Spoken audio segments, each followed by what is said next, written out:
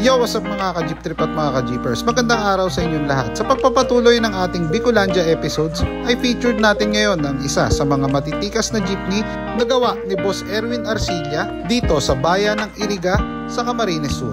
Pero bago tayo magsimula, siguraduhin nakasubscribe ka muna sa ating YouTube channel at syempre pakipindot na rin ang notification bell para updated kayong lahat sa latest jeepney videos natin.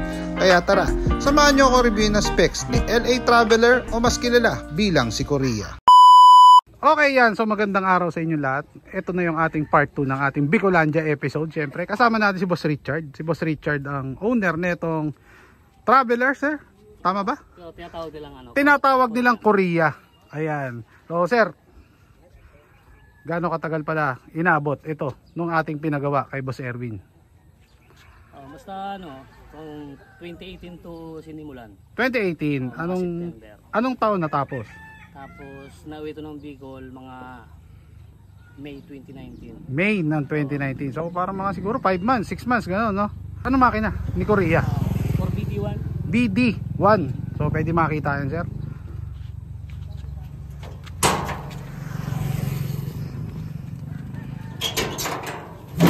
Ayan, no? Wow, napakalinis. So ito ang kanilang makina for BD1. Sir, ito ba is turbo o non-turbo? Non-turbo? Non-turbo. Ayan. So ito yung kanilang air filter, tama ba? Ayan. And then yung radiator nyo, sir, parang original pa to, ah. Lahat original. Parang naka all orig tayo na setup dito sa makina, sa engine bay natin, sir, ah. So sir, anong preno gamit natin dito? Yung yung pang Toyota. Hydrovac? Hydrovac. Ayan. So ito, sir, ano to?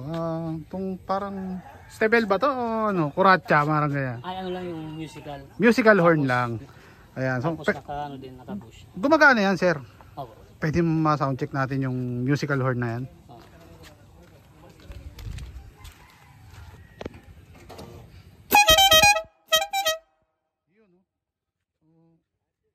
Talagang parang old school yun na tunog, no?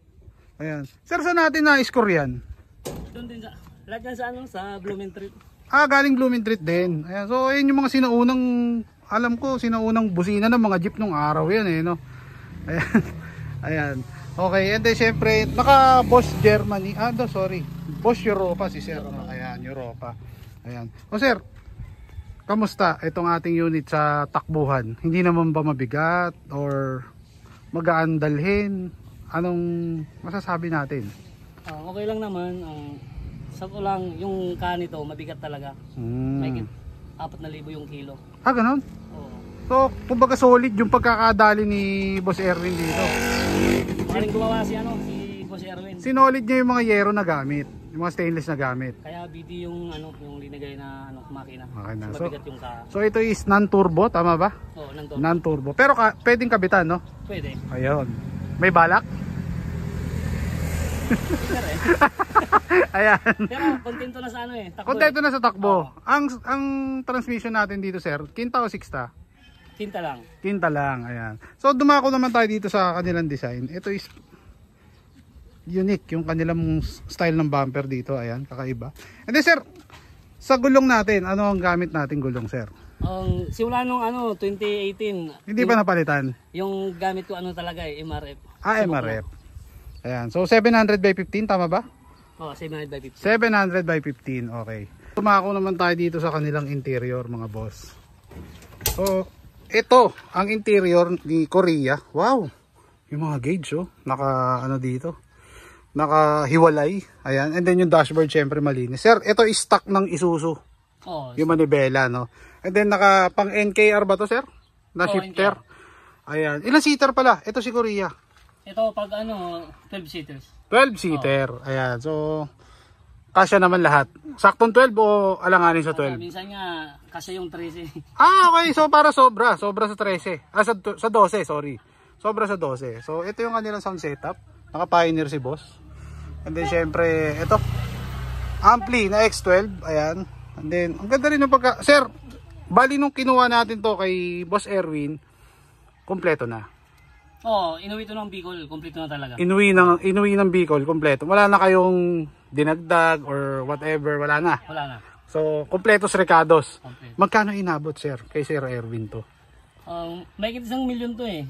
Nasa 1 M Oh, kasi lahat inasimbol talaga ni Boss Erwin. Ayan, kumbaga lahat is pasadya. Oo, sadyado talaga. Ayan, okay.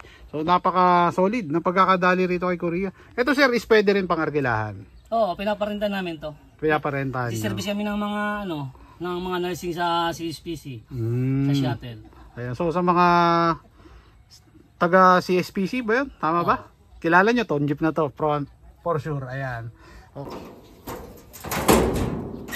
Okay, syempre nakalampara din si boss. Ayan o, lampara. So ito sir, kasama na no? Kasama na. Ano yan. And then antenna din na bull wave. Ayan. And then syempre naka-stabilizer din si boss. Ayan, solid yan. Okay.